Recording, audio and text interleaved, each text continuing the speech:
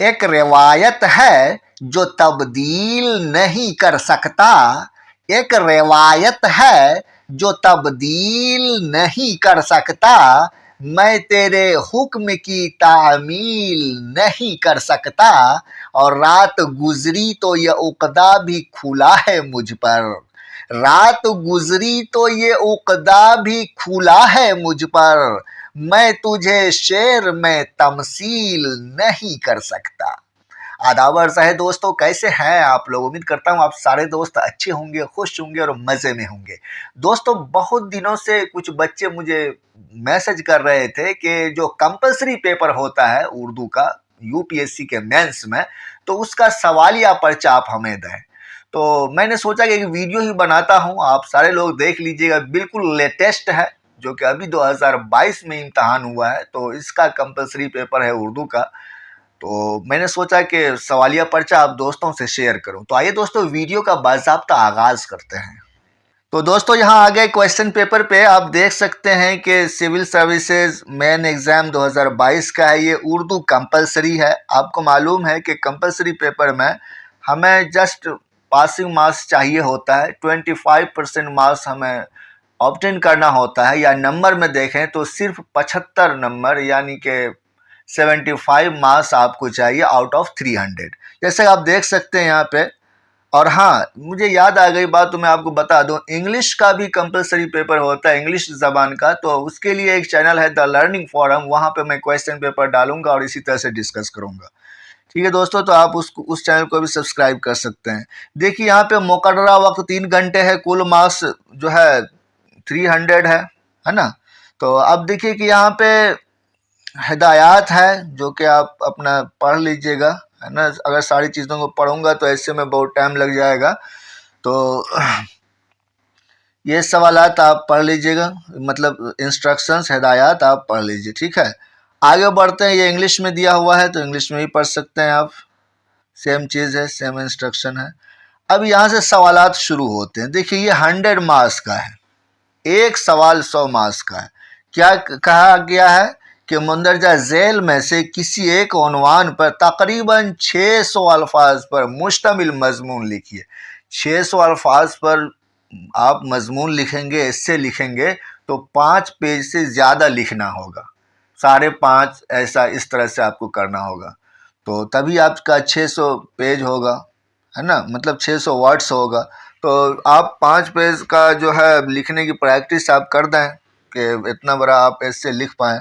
और 4 टॉपिक्स दिए हुए होते हैं। यहाँ पर देखिए 4 टॉपिक्स हैं, इन 4 में से जो है किसी एक पर आपको लिखना है।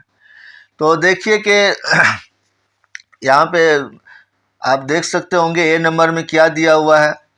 यहाँ पे मैं बताऊंगा कि यहाँ पे जो है कौन सा होगा, किस तरह से पूछा जाता है। तो वो मैं बाद में डिस्कस करूंगा, अभी जस्ट क्वेश्चन पेपर को ही देख रहे हैं कि लिखा हुआ है ए नंबर में, काबिल अहया एनर्जी, इम्कानात और चुनौतियाँ।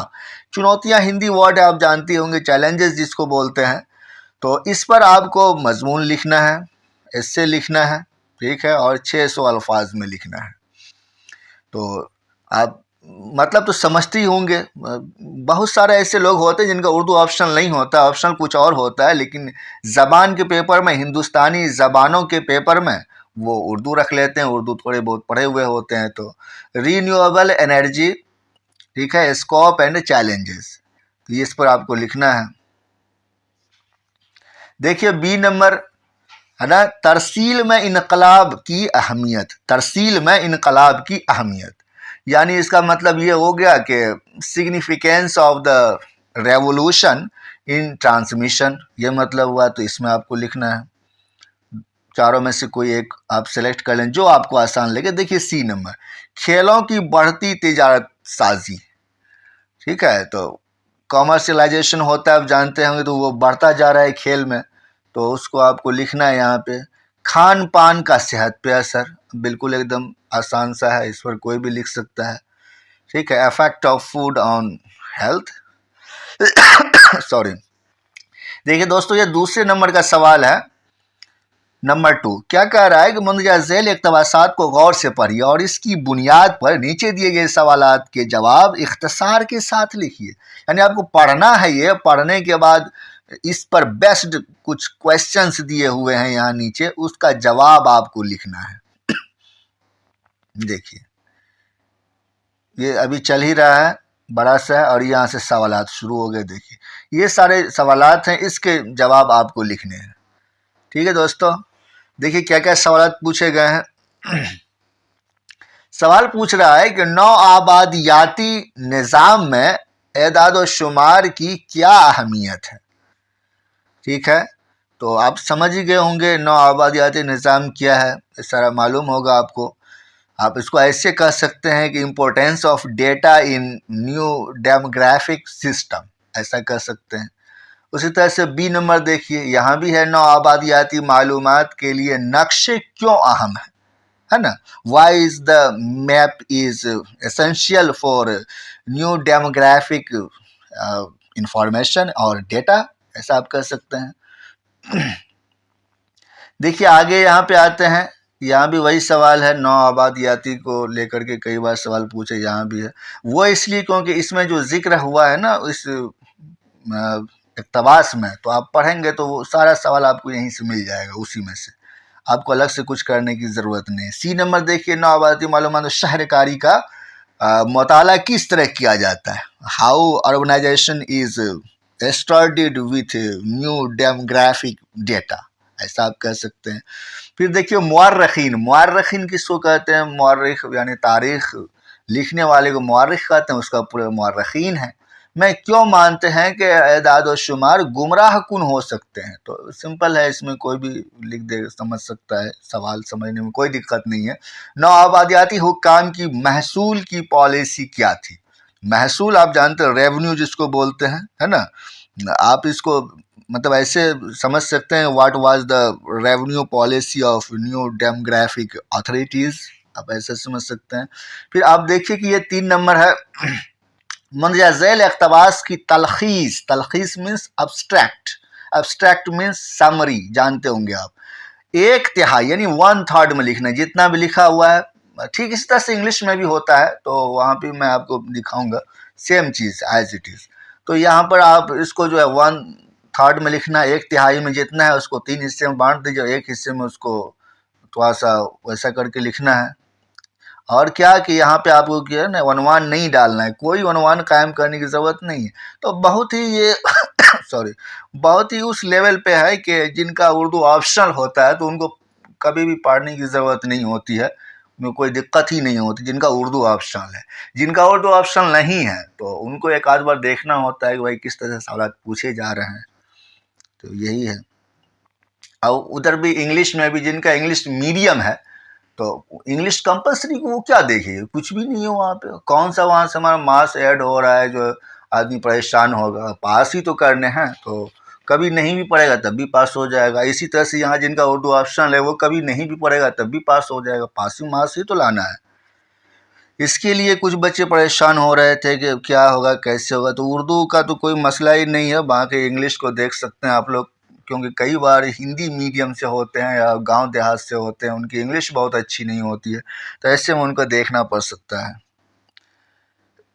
ठीक है दोस्तों, और ये क्या सवाल था, हाँ ये चल रहा है यहाँ से, इसको 1/3 करके लिख देंगे 3 नंबर। अब देखते हैं 4 नंबर में क्या सवाल है। देखिए यहाँ 4 नंबर, मुंदरजा झैल इबारत का अंग्रेजी में तर्जुमा कीजिए। देख रहे हैं, इंग्लिश में आपको ट्रांसलेट करना है, ये सारा दिया हुआ है, ये नीचे तक दिया हुआ है, इसको आपको इंग्लिश में ट्रांसलेट करना है 4 नंबर में।